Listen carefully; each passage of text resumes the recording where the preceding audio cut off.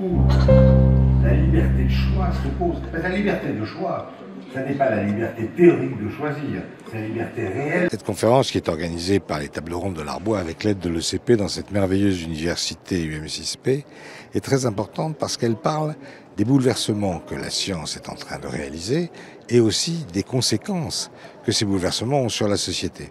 On est en train de faire des progrès scientifiques formidables sur l'intelligence artificielle, la génétique, et puis ça ne se passe pas sans que ça change notre société.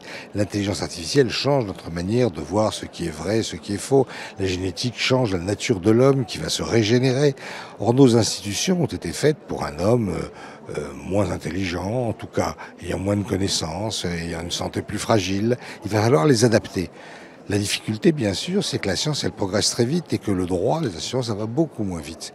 Et donc, il y a un décalage qui s'introduit et c'est cette difficulté-là pour laquelle il faut que les scientifiques viennent travailler avec les économistes et les politiques sur, non pas le contrôle de la science, il ne s'agit pas de contrôler la science, il faut qu'elle progresse, mais la façon dont on intègre dans nos institutions les conséquences de la science. Il ne faut pas politiser la science, mais on ne peut pas éviter de regarder les conséquences politiques des découvertes scientifiques. Et il y a déjà des nouveaux marchés qui se créent sur l'intelligence artificielle, notamment les marchés de données, par exemple. Mais voyez-vous, on voit bien, par exemple, sur la notion du vrai, que les choses vont être très compliquées. Jusqu'à maintenant, dans les tribunaux, dans les salles de classe, on avait des enregistrements de sons, des photos qui montraient ce qui était vrai et ce qui n'était pas vrai aujourd'hui. Aujourd'hui, c'est encore un peu balbutiant, mais enfin, dans 5 ans, on ne pourra plus faire la différence entre des photos qui seront vraies et qui ne seront pas vraies. Donc, comment est-ce que les étudiants vont pouvoir savoir si ce qu'on leur dit, c'est vrai ou c'est des fake news?